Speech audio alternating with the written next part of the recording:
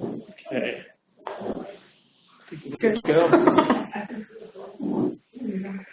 Okay, so our tech's all good, I think. Yeah, yay. Yes.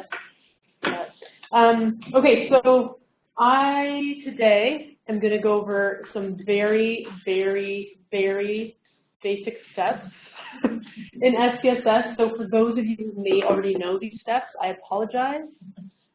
But I think it's always good to have a nice refresher and to start at kind of that basic level and then go from there. So I think the idea is that if there is an appetite for wanting to learn a little bit more about SPSS, so the data set running analyses, interpreting the output, then we may set up maybe several workshops in a row with a smaller group, and we work from the same data set. And whether we'll just count how many SPSS licenses we have, but we can kind of work through some problems together. This isn't ideal for learning because I'm just going to kind of show you some things, although I have the data set up. But if there is an appetite for this, we can kind of set something up so it's a little more hands-on, which is what I love. But we're going to start with this now. So I think Casey sent out some learning objectives with this. I rearranged things a little bit, so hopefully by the end of today, you'll learn a few screening tests to do on a data set. You'll learn how to detect kind of easy way to detect data entry errors and correct for these errors, recode variables and calculate scores or subscale scores, run descriptive statistics for variables, and understand the output of these tests. Understand the split file function. Very nerdy, I know, and be able to interpret some of the output maybe from t-test, ANOVA, and linear regression. So it's kind of some maybe more basic tests that we would be running, and hopefully we have time for that, but that's kind of my aim today.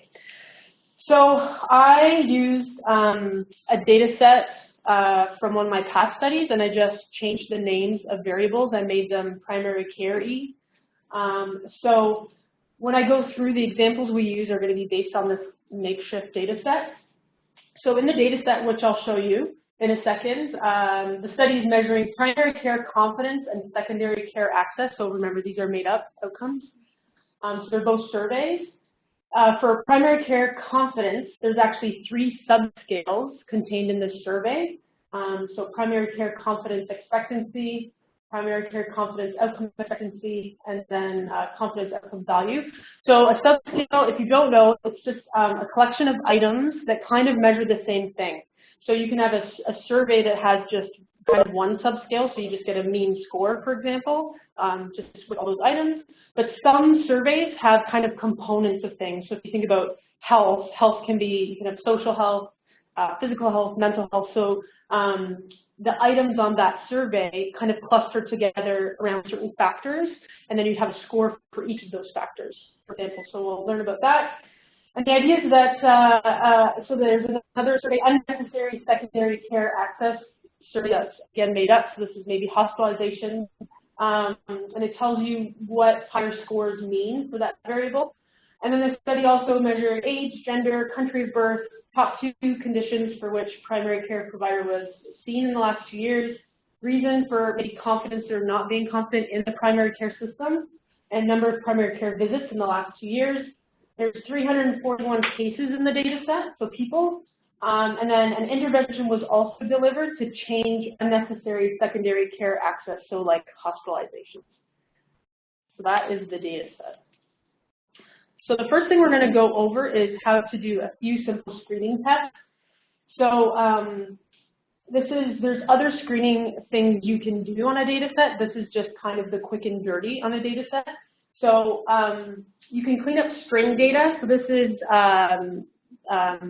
basically characters or names or letters. And then there's numerical values to things. So I'm going to show you how to do spell check in SPSS. Who knew they had spell check in there? And then checking for the range of values. So every survey has a possible range. So scores are ranged from 1 to 5, or scores are 0 to 100. So you shouldn't have variables that fall outside that range.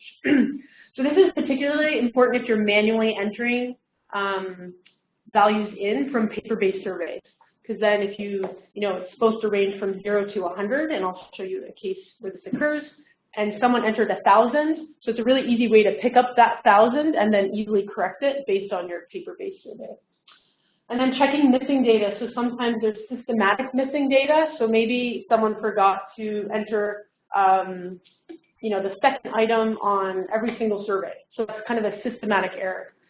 Or there's random error where someone just didn't want to answer that particular question. It could be anything.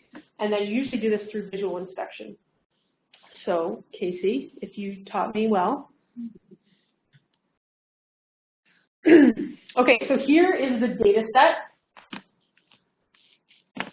So up at the top is my variable name, so ID, age, gender, randomization, country, etc. So I'm assuming at this stage that you know how to enter the data, so this is if the data is already entered. But in most cases, your data set is set up so that each case or each person is a row. Okay, so there's some programs that like to export things down, but you should have each case as a row. So I'll show you the first one is cleaning up string data. So I'm going to go to the reason, confidence, or not. So this is, we ask people to enter in just free text their reason for the confidence in primary care or not confidence.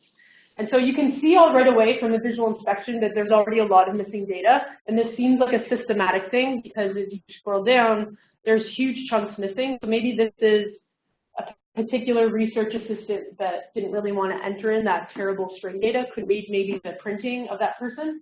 So this is something you would want to go back to your paper records or back to your electronic source if you're collecting it that way and figure out what's going on, because that's a systematic error. So you can click on the column and then this spell check. You click on it and you can see that we've spelled diagnosis wrong, and then you can correct it. So just like in Word, you can just find the spelling error and then correct it. So that's the first one. So checking possible ranges of scores. So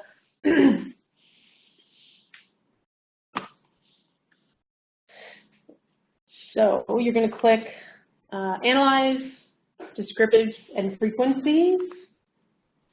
And what you're going to do, it comes up with this box, and you're going to select all your variables. So you can either do them one at a time like this, or you can click on this, and then you scroll down to the last variable, you press Shift, highlight them all, and put them all over. So what this is going to do is give me output, and it's going to tell me, if I click on Statistics, I want the maximum and minimum score. So I want to know that range. So it's an easy way. If someone's outside that range, you're going to know there's a data entry error, probably.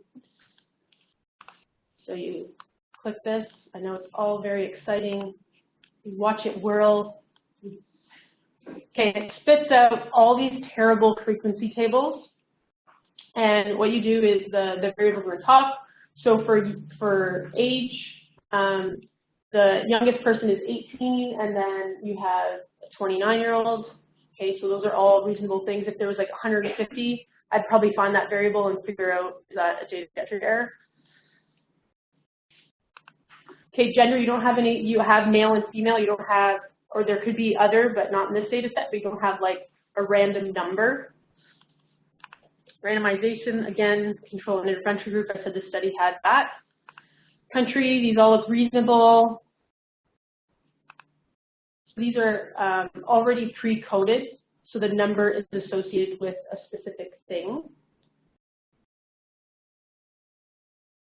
So number of visits, you had 0, and then you had 75. So you might want to flag this as maybe a data entry error, just because everything else falls, 25, and then you have one person, so under the frequency category, you have one person that had 75 visits. It's crazy. So this is all you do. You screen through and look. So PCC 1, so this is item number 1 on this particular survey, and this is primary care confidence expectancy. So back in the other slide where it said values can range from 0 to 100%. So you see a 0, so that's okay. But you see down here there's 110. So probably a data entry error. So you would flag that, and then you would correct it. So this one's 0 to 100, so that one seems okay. 0 to 100, that one seems okay. 0 to 1,000, so that one might be a data entry error. And you can tell in this column how many people had that particular value. So for this item, it can range, so strongly agree to strongly disagree, so that seems okay. So this is where you have to know your data and what all those numbers mean, or you won't know any, you'll just look at these and think it's just tables of numbers. So as you scroll through here, so this table, PCV2, has a 3.5. So some people are trained to enter data. Some people like to circle 2 answers. So you're in between, you know, a 2 and a 4, or you're in between a 1 and a 2. So they circle both. So what usually you do is you put the middle number. So that's why 3.5. So it's a legitimate value, but you could check it on the paper-based survey if you think that that might be a data entry error. But I know that that is not a data entry error. What do you do with that? It's okay. Yeah, so it's just that someone is between 2 of the answers, so they've circled 2, and you just basically put the mean of those 2 answers into the. Yeah, so people, but there's rules, right? Some people will round down, some people will put it up, some people put the average. It's just, you have to decide these things right away. Because you know those people that can't quite pick a number, they have to go in between. Right. Yeah. How do you find where it is in your data set? Like even the one where it was like it was above, it was 110. So how do you find? You said you mark it. Yep. And then how do you correct it? Okay. Yeah, that's what I mean. Yep. So you'll go through. So this is you know, quite mundane thing. So you would scroll through there, and then if I go back to. So the variable, the data view. So good thing I wrote these down. So case 47, so you would go to the variable, PCC1 had that 110. So you could highlight the column and you could click here and put in the value. And it will come up here, and that's case 47. And then you would go back to the paper base and actually see what it is. And then you would just correct it. And you keep a log of all those things because you want to know, you know, how maybe good you are at entering the data, how, you know, some people might be better than others. You could give that feedback to that particular person, but you want to kind of keep track of how many data entry errors. Now, if you use an electronic system, so if it's something like REDCap, what you want to do is embed quality control in it. So if someone tried to enter 110, it pops up saying that is an impossible number. So this is usually when you're using paper-based surveys. So we'll correct that one. PCC4 was another one. So this one had the 1,000.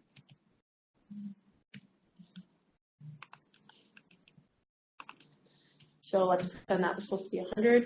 And then there was one in SDA5 that you didn't see, but I picked this up. Sooners right there, and this one was a 0, which I wonder if that will pick up. It's going to pick them all up.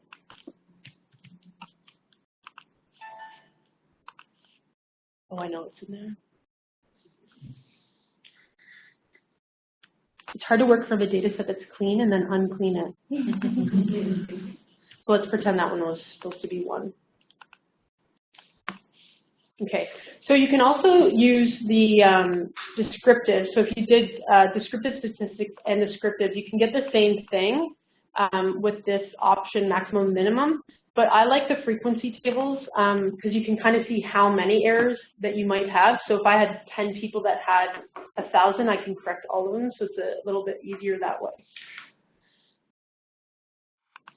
Can I ask a question? Yeah. When you're doing that and you're cleaning it, should you be cleaning it by variable? So you go, you look at the frequency, should you be going to the table and doing that clean right at that time? Because I'm just thinking like of working through it rather than, okay, I gotta go back to this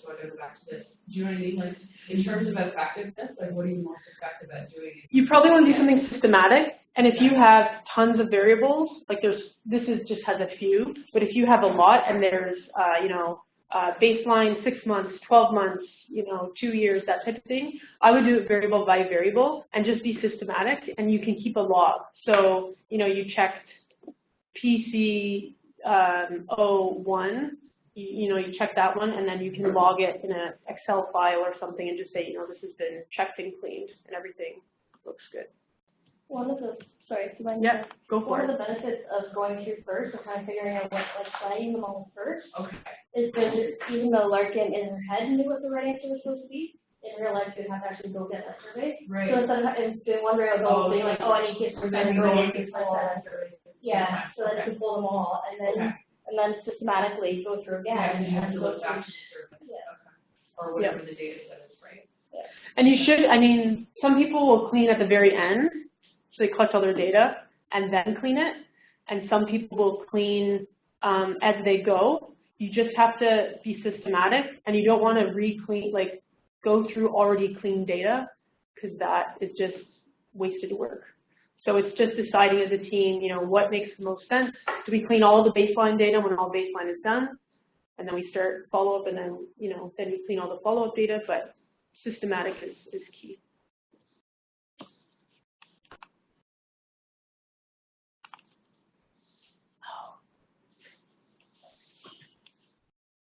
Come on, Casey.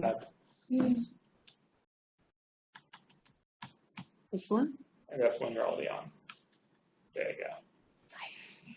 go. Okay, so this is what I went through. So these are the clicks. So analyze descriptive statistics, frequencies, or you can also select descriptives, but I like frequencies. And you want to make sure you click minimum and maximum, so that gives you that range of scores. And you need to know what the possible range is, or this whole exercise is kind of useless. Is there any questions with that one? Sorry, I'm Yeah. I'm really unfamiliar with it. Yeah. So when you're talking about the string data, so you're talking about basically like a line. Yeah. Like a line, and it can be whatever in the line you're looking for, and then you have all that missing stuff. Yeah, so for that one, if it's systematic, then you need to go, survey by survey and probably re-enter all of that, put that variable all in again to figure out what's happening. If you're doing things electronic, maybe it's something with the data export. So I know with Tapestry, the TAP app, some volunteers would put a hyphen and then put a name or the string, and then that would export into an actual equation, because the minus is denotes an equation. So we had to go through and clean all that. We figured out, wow, what is that? All that missing data that looks kind of funky, and then that's why. And then we had to correct how things are entered.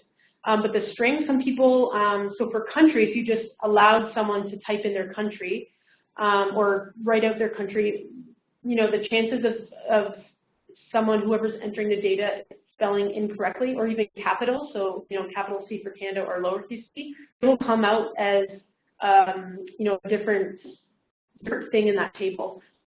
12 people had a capital C for Canada, and you had 79 had a lowercase c, and you have to class those things because they both mean Canada. It's just you have to clean up that variable. String data is not fun in SPSS. So everyone's like, yes. Okay, so that is one way to collect, check the range and the missing values. So another, this is what the missing values is what I wanted to show you on this. So I already showed you the one on the left, the PCC1. At the bottom, there's that variable that's 110. We know that's outside the possible range. And we know in the frequency column that there's one case or one instance that happens. So we corrected that. So this shows you on the right the missing data. So in the table, it will show you missing and how many places this particular variable is missing. So when you look at number of visits, 2 missing cases, to me, isn't systematic. It's just randomly 2 people decided not to put it in. Maybe we couldn't collect it. Who knows? But if there's more than that, where it seems like things are a little bit off, you might want to check it to see if it's a systematic error. Okay, so this is after you've kind of cleaned the individual items, now you need to do something with those survey scores probably. So I'm going to show you how to recode and calculate scores. So there's 2 items on these surveys that are reverse worded. So one of the strategies you can do when you develop a survey is reverse word some items to make sure the respondents are actually paying attention to what they're reading and answering to. So you know those surveys where someone's like 1, 1, 1, 1, 1, 1, 1, 1, 1, and they're not really paying attention, they're not reading the question. So you can, when people make surveys, they can put in kind of questions that are reverse worded so that the person has to kind of think about it. So that means that you have to reverse code these items so that you always want higher values representing something. So in this case, higher values are going to represent more of primary care confidence, for example. Higher scores on the other survey represent higher secondary care access. So the other things I'm going to show you here is checking univariate outliers, so using a Z-score to do this is a simple way, and then checking the internal consistency of your scales. So this is how closely related the items in that survey are to one another. So they should cluster together if you're measuring a construct. So primary care, confidence, you know, there's 5 questions on this particular subscale that are about this certain factor. They're going to ask kind of similar questions, and that's what surveys do, is kind of ask the same thing in a different way, but they should cluster together. So if you're high on one of the items, you're probably high on the other items, so these things cluster together. So something that I haven't seen much of here, and I could be totally wrong, is checking the internal consistency of the scales we use. Also checking for univariate outliers. So here are the clicks. So we're going to transform some of these variables. So we're first going to reverse code to the items that I know are reverse coded. After that, and only after that, then I'm going to calculate the scores on those surveys. So, Casey. You said every time you use that, going forward forever. That's right. I'll forever remember. Okay, so first I'm going to reverse code those items. So it's under transform. I'm going to recode into same variables. So what this means is I'm going to actually replace the existing variable in my data set with the right one. You can also recode into different variables, but that gets very confusing when you're calculating your score for a survey. So hopefully this all makes sense. So I know from these surveys that item number 5, made this up, 5 and 9 on this particular survey are reverse coded. I also have a post of the same survey, which would also be reverse coded.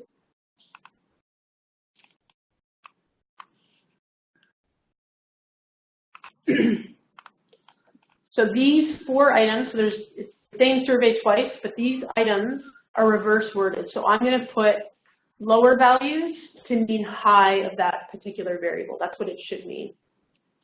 So you click old and new values. And for this particular survey, items range from 1 to 5, and that's all you can have. So the old value that was entered, 1, I'm going to recode it so that it's 5, and I'm going to add it.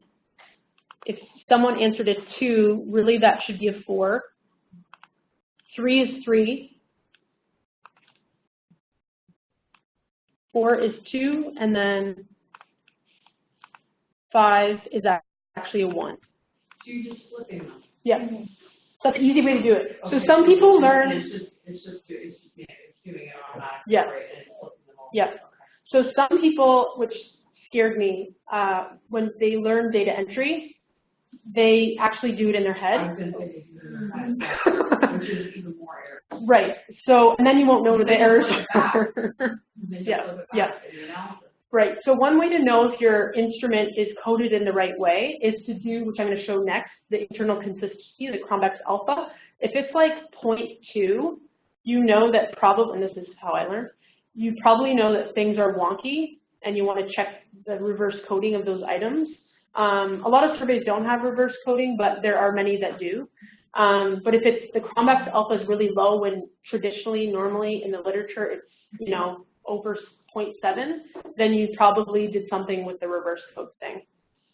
You basically have to know your survey really, really well. Oh, yeah. Before you're doing any of this. Yeah. You have to know. Like, you have to know everything about it, because otherwise, like, it's too easy to make mistakes. Yeah, and a lot of times, whoever originally developed the survey won't have in the publication how things are coded, how things appear in the paper, like stems. There's a lot of stuff missing. So, you know, your best case is to email the author and say, can I have how this thing looks on paper? Sometimes they publish it, or you can find someone else that may have published it. You know, sometimes it's a mean and sometimes it's a sum, and you want to make sure you calculate the right score so that you can compare it to the literature. But you need to know what you're dealing with. Okay, so I need to get this up. Yeah, I can't see the button. I can't see the button. Yeah. There you go. Casey. Okay, so what that did was reverse code everything, and what you should do is make sure it actually did. So, you know, in 5, what you would have done before, so this was probably 3, this was originally a 2 and now it's a 4, this was a 4 and now it's a 2, so just go through. It's pretty good about doing that, but just you always want to do a few spot checks to figure that out. Okay, so I reverse coded those things, and now I'm going to calculate subscales, or in some cases just means of the instrument. So I'm going to do transform. I'm going to compute a variable. And so most things are under statistical. So usually it's mean or a sum. In this case, all of the instruments use a mean score. Okay, so you just click on that, you put that up so that it does the coding for you.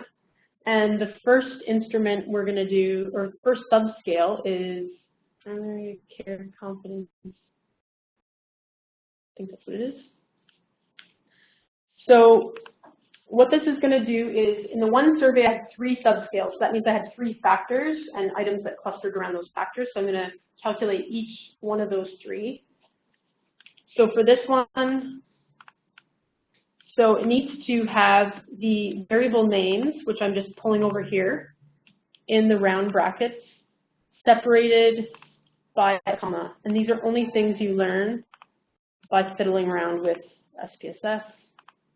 There's no spaces, that's just what it is. Now you can do syntax, so where you actually code things, but this is like the easy point and click.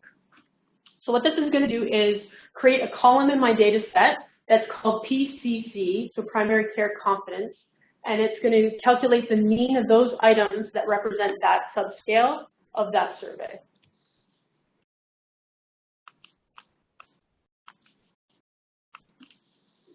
So if I go back here and go all the way at the end, it's calculated that.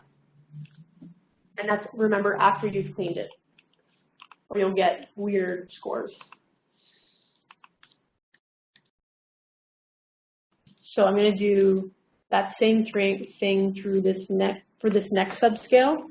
So primary care outcome expectancy. So in this case, it's these items here.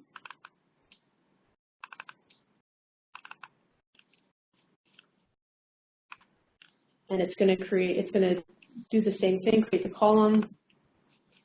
I'm just going to trust that it's doing that right now. And then primary care value, I think that stands for. I'm using principles of self-efficacy. Got an extra P on the first one. Thanks, Casey. Keeping it adequate. Keeping it real. Now you're missing one. Come on. I'm just going to, So it's doing the mean of all those 3 variables, or the mean of the variables that you're putting in, right? yeah. Okay, all right. So if these weren't in order, you'd have to scroll through this list here that I'm. You need an order. Yeah, like if I had to go. The subsets that you know that are related to that. Yeah, so for this particular survey, all the subscales are actually in order, so the first subscales, and for like quality of life, SF36, it's kind of all throughout the survey, which is actually a good metric of that survey. So you might have to scroll through, but you have to know which items are for that construct. Are related to that. Yep, and it should be in the validation of the tool.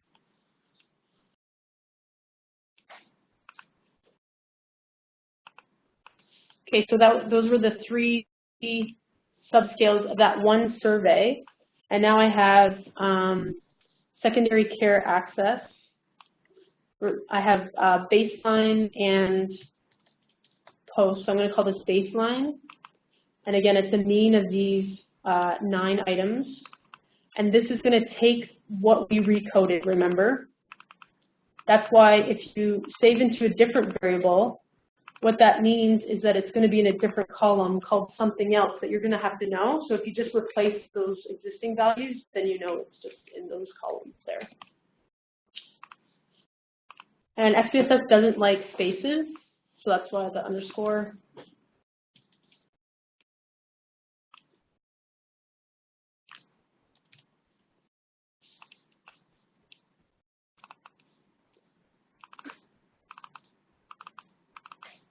It's easier to click, isn't it, doing it that way rather than doing script, because you're less likely to make a mistake.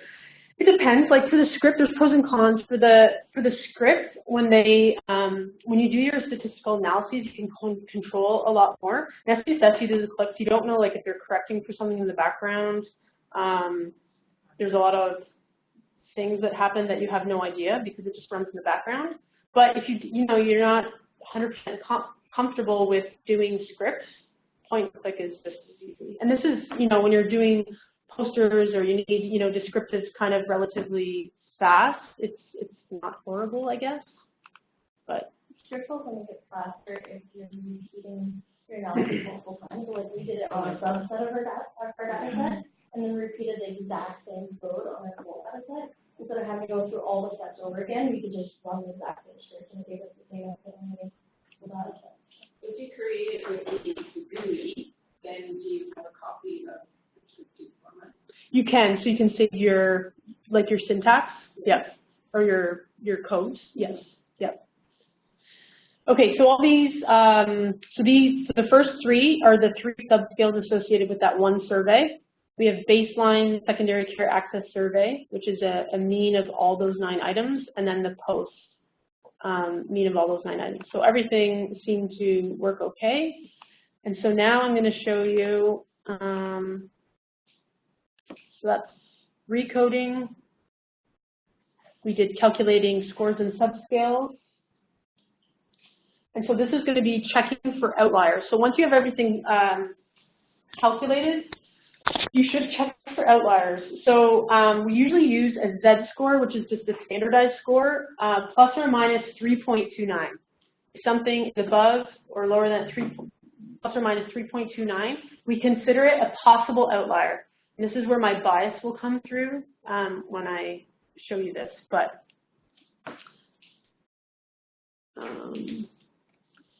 so to do this, you would analyze statistics, descriptives, and you're going to do the things you just calculated. You can put them over in this box. And other things you may want to check for outliers are any continuous variables. So we might want to check age, and let's, for fun, check that, and that's denoted a categorical variable, even though it's not, but it'll be okay. And you're going to click on this box down here, Save Standardized Values as Variables. So what this does is calculates Z-scores, or standardized scores, and it puts them in these columns here. So that's the Z is denoted as the Z-score for that particular variable. And as I said, we're going to look for things plus or minus 3.29 is the typical cutoff for this type of thing. So to do that, you can do analyze, descriptives, and you're just checking again the range, just like we did before. You can do the same thing on your Z-scores. So you just press reset, and you're going to pull in all these Z-scores. Okay, and just as we did before, we're going to click, okay, so that's a minus 4.01. So technically it's outside that range. It's not crazy outside the range, but it is outside the range. Now, I was always taught that most scores are real scores, even though they might be outliers, okay? They are real scores that someone, maybe they're just part of a different sample. So, you know, they're not really, they don't really hang with the sample you're investigating, but it's still a real score, especially on a survey. It's not like they're circling way out here, because you would obviously correct that. But things like age, you'll see clinic visits later on that it comes up. So just check. For most, this is another way to see if you entered things right. So then there's one here. I wouldn't worry about it. It's on a survey. You've done your double checking. Everything's good with the survey. Everything's entered correctly. They just happen to fall a little lower on that normal distribution. So everything looks not bad. And then, so age, again, so this person, you know, there's one person that's maybe a little older. So it's up to you how you want to deal with them. I think those types of issues that's real data, and I wouldn't, like some people just wipe out the case just to make their data cleaner, but I'm just a firm believer in, well, it's a real person, you've done all your double checking, it's real data, maybe you should keep them in. Now, if their data is pulling, you know, the normal curve so skewed, then maybe you want to consider not taking them out, but putting their numbers maybe one standard deviation above what the most extreme score is in your data set. You can put them at the most extreme score, so they're still extreme, but they're not pulling on your normal distribution to make it all skewed. But one thing here is visits. So you'll see that 14.93, that, my friends, is an outlier. So that's a pretty big Z score. I mean, so remember in the visits, there was someone who had 75 visits. Okay, so maybe you don't want to include them. Maybe you want to put them extreme, just not that extreme. If they're really pulling on things, that's when you need to make decisions about what you're going to do with that particular individual. And there's no one solution to that. Can you go back to like even your including exclusion criteria and basically say, like, for that person, like their age might fall outside of it, and that might be a reason to exclude them from the data set. Yeah, so you can, that's a great point. So you want to check to make sure they're actually, you know, those people are like, oh, but I just want to include them. I want to get part. Or you have an intervention, you're like, you know, it'd be really great to run the intervention on someone, and let's just take them in, and now you've collected data, and now they're an outlier. You know, you learned a lot from them, but do you include them in the data set? So these are all decisions. This is why it's good to check outliers. To make sure, you know, you have to make decisions to keep them in, take them out, you know, the reasons why, and then report that obviously in your paper, for example. So that's checking outliers for Z scores. Okay, so I showed you that they calculate the scores in the data set and the Z scores, so you'll see them there. So the Z score, that's mentioning the one Z score that was definitely an outlier there, and then deciding what you want to do. So the other thing you want to do with your instruments or your surveys is to check internal consistency.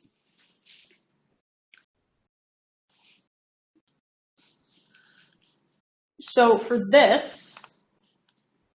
so internal consistency, you're looking for that the items on that subscale or survey kind of hang together, so that you know that it's measuring that construct. It's like a very simple way to measure or to kind of like a source of reliability. So analyze, scale, reliability analysis, and then what you're going to do is, so you test reliability within the subscale, and if there's no subscale for that survey, like one that we have, you put in all the items. So we're going to test them all. So we're going to do the first subscale of this one survey, and we're going to name it this. So you just put the items over, you name it something, and it's going to come out in your output right here. So that means the Cronbach's alpha is 0.901. So it's over that 0.7 cutoff, which is typically what is in the literature as, reliable. Now, I also mentioned on that slide that maybe having something too high is also bad. So this is kind of on the cusp. You don't want a 0.99. More, Cronbach's alpha doesn't mean better. It might actually mean that those 5 items can actually boil down to 1 question. Yeah, so it's redundant. So 0.905 I wouldn't be panicked about, but if you see like 0.98, 0.99, it's like, what do you do at that point? I have no idea. Maybe the survey is not great. You want to try another one. If it's in the literature like that, then at least you're finding what other people are finding in the literature. But it is something to be aware of. And you're thinking, well, let's just ask 1 question and not ask 27 questions. Okay, what's the reasonable number of subscales in a cluster? Like items in a subscale, or? When you brought in this thing about that you're bringing 5, looks like. So it's whatever is how that instrument was validated. Okay. So this instrument was validated, and their kind of factor analysis showed that those first 5 items cluster together and make up a factor. The next ones, I think the next 5 cluster together and make up a second factor that's different from the first factor. So it really depends on the survey. You could have 2 factors or 2 items that make a subscale, and you might not have any subscales, and just it's kind of 1 subscale, a mean on a survey. It comes down to like the complexity of what you're measuring and how many items you need to really capture. Mm-hmm. Yes, there's no easy answer. So, so for this one here, I'm going to do the reliability of, and you would do them by time point. So a survey might be really reliable at like a baseline visit, and then something weird happened and it's not reliable again. So you do need to do both kind of pre and post. And so this one is 0.869. So again, pretty reliable. So if you didn't reverse code those items, this would be 0.21 or something really low. That's very odd for that survey. So that's where you're like, did I reverse code them? No, and then you'll have to reverse code them.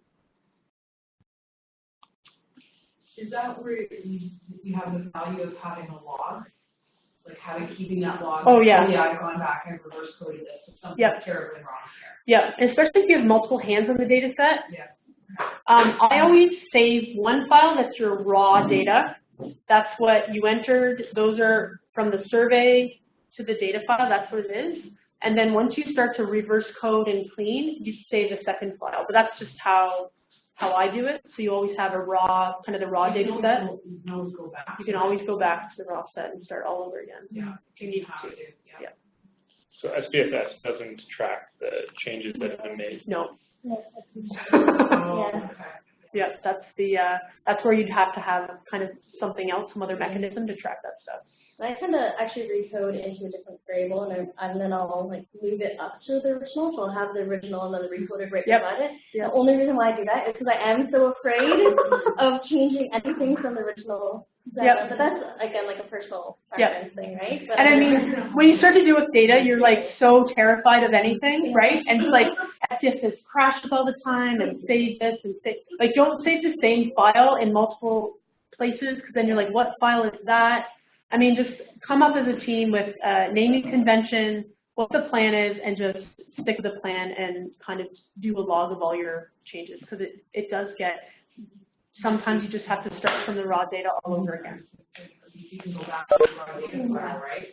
Yeah. You don't have that. Yeah. And that's why you don't change, you try not to change, if you're using an electronic data collection thing, don't go into the case file and change it unless that thing captures that change.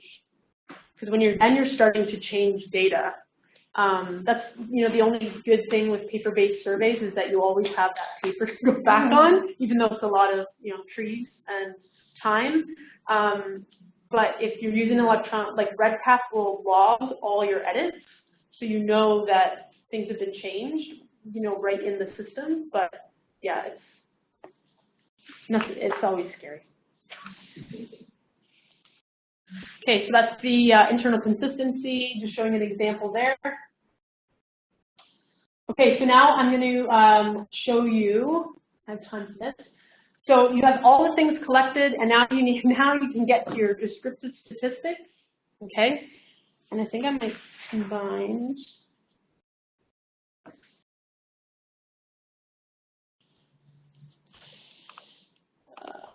Okay, so analyze.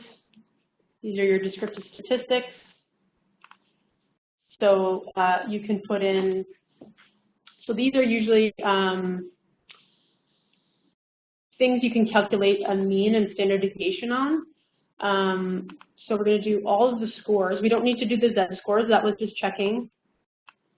And we're going to pull over age and number of visits. Even though that says it's categorical, I don't know why it keeps switching on me. This is where you save 10 million files of everything.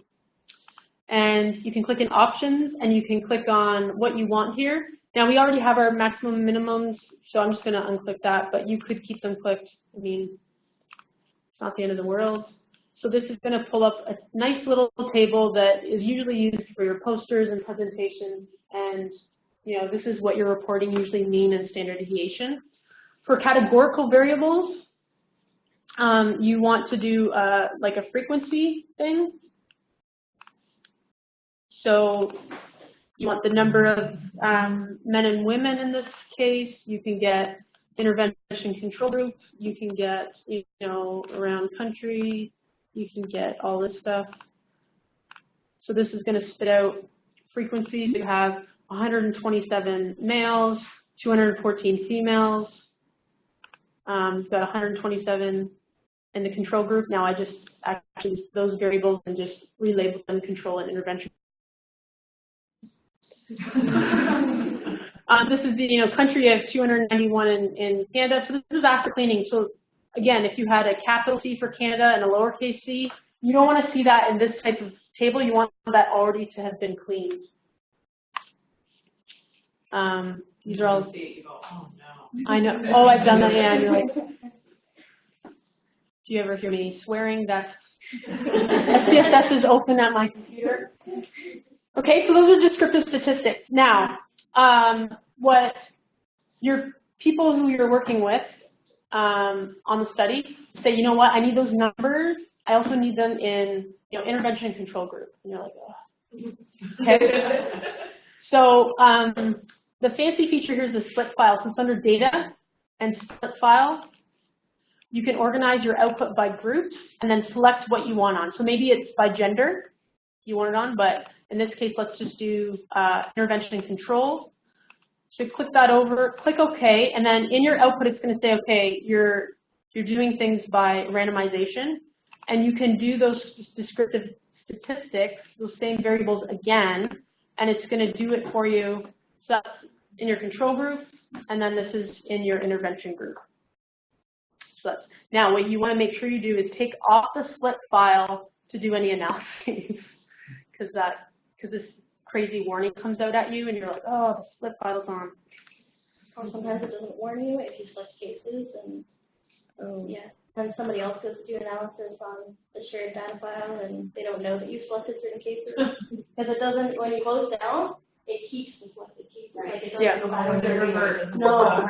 So somebody else then goes and opens it and doesn't know if you selected cases and runs stuff, yeah. Having a process in place is key. Okay, so I showed you with, so this is the clicks again, analyze descriptive statistics using frequencies for categorical variables. That's there. And again, this you can select mean, standard deviations. That's just kind of your spread of scores. Okay, so that's showing you the output, and then using the split file. I thought that was kind of funny. Okay, so this tells you the split file, how to do that. So we could have done it by gender. It would have done male and female, and then split that up. So this is, again, showing you the output, what it looks like.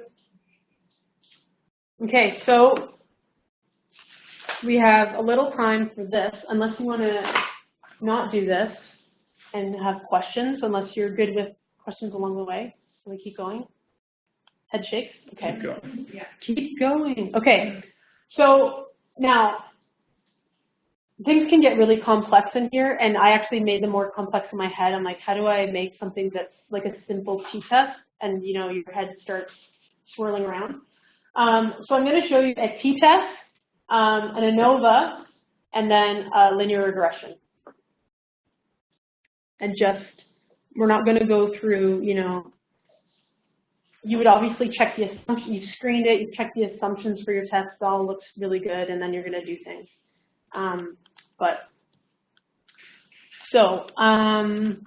going to do a t-test first, and let's say, so analyze, compare means, and so there's a whole bunch of options here, and you get a little lost, but there's typical ones that we've done is an independent samples t-test, so that's where you're comparing two different groups. Paired samples t-test is where you're comparing like pre-post data, so the samples are coming from the same group, essentially. So let's do, we're going to compare men and women on a variable, just for funsies. So your grouping variable would be gender down here, and you always want to use what you've calculated, not the individual items. So let's do primary care confidence, just because it's, oh, let's do this one, it'll be fun. So secondary care access, baseline. And so you need to define your groups here. And this means what are the numbers that denote male and female in your data set. So people use different things. In this particular data set, it's 0 and 1, but it could be 1 and 2. It could be whatever you kind of coded your variables as, you have to put here, or weird things happen. And if you wanted to take a range and break that down into groups, you'd have to compute another variable for that? Yeah. So let's say you had age groups, and you got people to put mean, like what their actual age is as a continuous variable, but you're looking at what's the difference on a certain variable between, you know, 18 to 20-year-olds and then 45 to 55-year-olds. You would have to compute a variable, which would create a column and separate people into those two groups that you've defined. And you know how to do that with the compute variable. Oh, my split file's on. You have to make sure you don't have a split file, right? That could have worked out better. Okay, so this gives you, you know, the men and women and the means and standard deviation of that particular variable, which we already knew. And this little thing here is what you want to look at, the significance. It's usually two-tailed, which means you're looking at both like a positive and a negative. And if you thought the difference was only going to be in one direction, so let's say a positive direction, you could do one-tailed, but typically it's the two-tailed. The P is less than 0.05, which is pretty standard in statistics. So we would say men and women are different on that particular variable. At P is, you don't actually put 0 because that's impossible, but less than 0.001. It also shows you the mean difference, so just the difference between those two means. It calculates your confidence interval for you, okay? So where maybe the true value would lie, the parameter, 95% of the time. And so that is that. So another thing I wanted to show you is the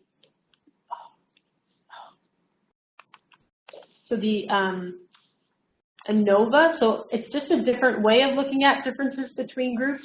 So ANOVA can be more robust, especially if you have you're putting in multiple variables. Again, these are decisions you would make kind of beforehand. You wouldn't start fishing around for things. But let's say we were going to look at the factors intervention. So intervention versus control, that's our randomization factor. And let's say we want to look at just everything. We're going to put in all these variables. And you click OK. And so this last column here shows us between the groups what variable is significant. And so we got PCC, nothing for the second one, PCO, nothing for PCV. They're different at baseline, and then there's the same at post. So that is you know, that's just a messy thing waiting to happen if you're interested in what happens with the intervention group on these variables. But that's kind of what you look at here. And then because you only had 2 groups, if you're like, which one is higher or the other, so that there's a difference, but you don't know the nature of that difference, you would just look at the means. So who is higher or lower than the other? And that's how you would do the ANOVA. Regression. So I'm going to show you linear regression looking at continuous variables. So logistic is where you have a categorical variable. So let's say we want to predict the secondary care access post. So I say predict. So a lot of times the regression is a fancy correlation, but a lot of times you'll see like what variables account for variance in another variable, or what variables predict another variable. So right now I'm going to use the language, does the baseline, actually that's too fancy. So I'm going to control for age. Okay, I'm going to put it into a block. I'll explain this in a second. And I'm going to predict, so I'm going to predict secondary care access post from secondary care access baseline, just made up, and I'm going to control for age. So putting everyone the same kind of age artificially, I'm controlling for that variance right out of the get-go. I'm interested in what does secondary care access baseline, how much variance does it account for in secondary care access post?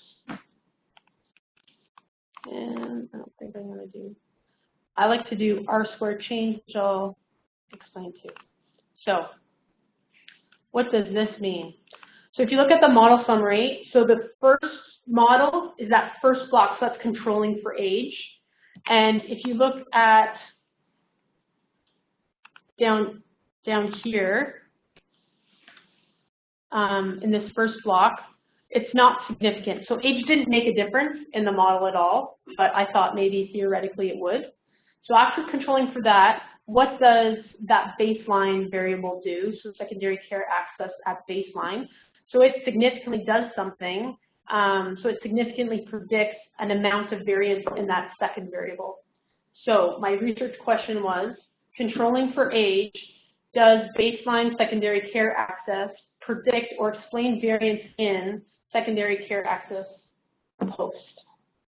So I would conclude that, well, age really did nothing, but that baseline variable did predict something in secondary care access at post. And one thing you look at in this top thing here is you can look at the R-square, but the adjusted R-square.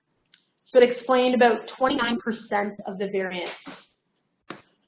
And they are paired, so that kind of makes sense. But so you could say there's statistics you would put into this, you know, conclusion, but it's looking at 29% of the variance that secondary care access explained at baseline, explained in secondary care access post. That makes sense, which is actually a big amount. Psychologists would be very excited about that.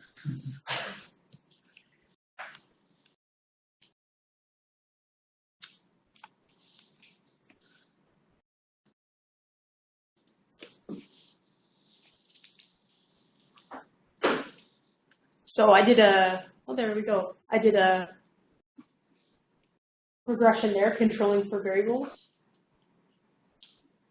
And so the R-square tells you the amount of variance explained, and then the adjusted R-square is, if I had a whole bunch of predictors, which a lot of times in primary care research, there's always, you know, collect a whole whack of variables and see, you know, what predicts hospital admissions, for example, and you control for all these other things. So the adjusted R-square would just adjust for the number of variables or predictors you put into the model. So the last thing I want to say is there's wicked resources. So Casey actually put this together. I don't know if that's something you could share. Oh yeah, it's on the shared drive. Yeah. Okay. So there's actually tutorials for SPSS, and it's pretty user-friendly. Imagine. So that's just a screenshot of all the things. That was a link, but Casey put together a nice kind of like a starter guide on the shared drive. So, but I'm around if you also need help. Great, thank you. Any questions? Do you have to go through that tutorial? Do you have to have SPSS? No. That's what, okay. So, no, just because we all don't have licenses. Yep. We don't really get to Yeah, catch it. there's actually, YouTube is like it's point and click. It's very, like, you can get really advanced stuff, basic stuff. YouTube's actually pretty good. And it depends on what version you have or you would want to have, but this stuff's pretty good. I know there's a lot of people, you know, most of you use SPSS? Sometimes. So there's people around that can also help, you know, that would be more than happy to help. But if there is interest, I don't know if anyone would be interested in like a more hands-on workshop. I'm seeing head nods. So my vision is to have a really terrible data set, and we could go through steps to clean it, and, you know, with coming up with hypotheses, or I don't know, we can just work through something. Would help you, like, in real predictors and things like that. Yeah. Like that would gives you a better idea of, okay, this is what I want to do. So what do I need? You really need a statistical analysis plan before. Yeah. So as I said, I'm not a fan of fishing. I call it fishing, where you just collect a whole bunch of variables and then you know, it's kind of like, no, this is what we want. This is kind of our questions. So what do we get? And it's okay if there's not significance. It's okay. That says just as much as if there is. So yeah, you should really, like, what are the variables you collected? Don't collect things that you don't need, because that's a waste of everyone's time. But again, this is my bias. So you collect variables that line up with your statistical analysis plan. You have ways that you're going to look at the data. You make sure you're powered enough to find something, and then you just kind of do the steps and fill it in and call it a day. Sounds very easy, but so I can, Laura, I don't know if you've got that on the it's on the list for sure.